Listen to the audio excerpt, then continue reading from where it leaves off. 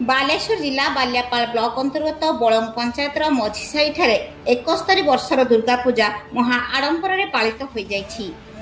मां को षष्ठी पूजा ठारू दशमी पर्यंत विधि अनुसार पूजार्चना करा जाइछि। पूजा मंडप को प्रत्येक दिन शह शह श्रद्धालु माने पूजा और दर्शन पाई भीड़ लगी रहिथिला।